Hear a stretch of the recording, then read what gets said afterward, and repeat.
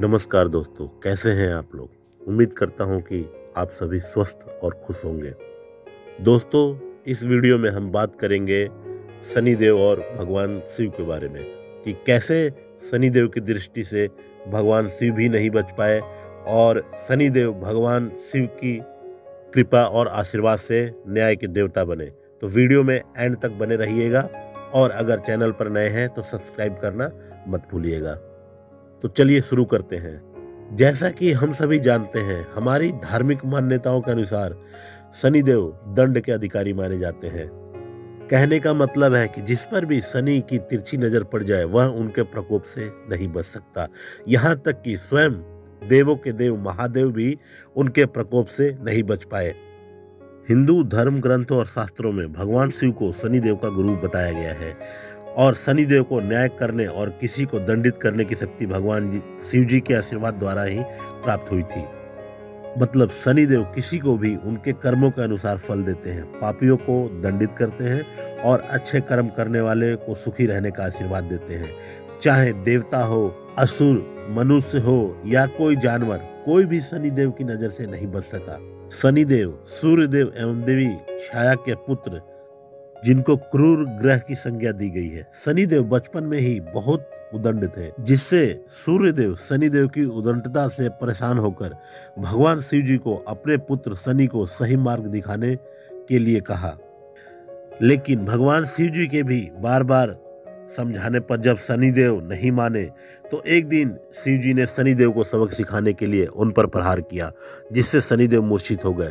तब पिता सूर्यदेव के कहने पर शिव जी ने शनिदेव की मूर्छा तोड़ी और शनिदेव को अपना शिष्य बना लिया और तब से वह न्याय एवं दंड देने के कार्यों में भगवान शिव को सहयोग करने लगे।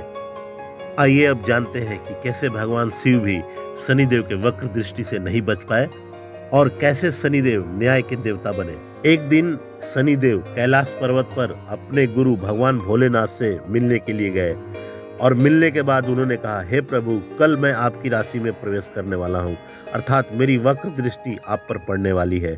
शिव जी ने जब यह सुना तो वह आश्चर्य में पड़ गए। तब शनिदेव से बोले कि तुम्हारी वक्र दृष्टि कितने समय के लिए मुझ पर रहेगी। शनिदेव ने शिव जी से कहा कि कल मेरी वक्र दृष्टि आप पर 3 प्रहर तक रहेगी।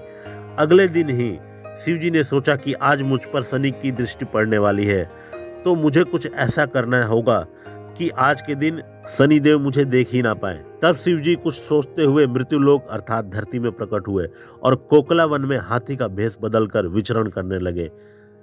पूरे दिन भोलेनाथ हाथी का रूप धारण कर धरती पर विचरण करते रहे। जब शाम हुई तो भगवान शिव ने सोचा कि अब शनि मेरी राशि से जाने वाला होगा, तो अब मुझे मेरे वास्तविक स्वरूप में आ जाना चाहिए और वापस कैलाश पर चलना चाहिए।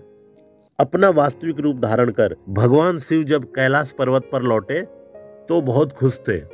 पहुंचते ही उन्होंने देखा कि शनिदेव उनकी पहले से ही वहां पर प्रतीक्षा कर रहे थे। शनिदेव को देखते ही शिव जी मुस्कुराते हुए बोले, हे शनिदेव, देखो तुम्हारी वक्र दृष्टि का मुझ पर कोई प्रभाव नहीं हुआ। भोलेनाथ की यह बात सुनकर शनिदेव मुस्कुराते हुए बोले, प्रभु, मेरी दृष्टि से ना तो कोई देव बच पाए और ना ही कोई दानव, यहाँ तक कि आप पर भी आज पूरे दिन मेरी वक्र दृष्टि का प्रभाव रहा। शिव जी को बहुत आश्चर्य हुआ और उन्होंने शनिदेव से पूछा कि यह कैसे संभव हो सकता है, मैं तुम्हें मिला ही नहीं तो वक्र दृष्टि का सवाल ही नहीं होता। तब शनिदेव ने बड़ी शालीनता से मुस्कुराते हुए कहा, प्रभु, मेरी वक्र दृष्टि के कारण ही आज आपको सारे दिन देव योनि से पशु योनि में जाना पड़ा। इस प्रकार आप मेरी वक्र दृष्टि के पात्र बने। शनिदेव की यह बात सुनकर भोलेनाथ ने शनिदेव से प्रसन्न होकर उन्हें गले से लगा लिया और पूरे कैलाश पर्वत में शनिदेव का जय जयकारा होने लगा।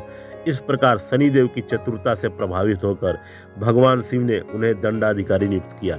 तब से यह माने जाने लगा कि शनिदेव के पास हर व्यक्ति के कर्मों का लेखा जोखा होता है और उसी के अनुसार वह साढ़े साथी और ढैया के रूप में सजा देते रहते हैं।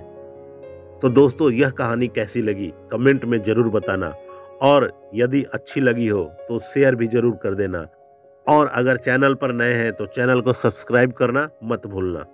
धन्यवाद दोस्तों।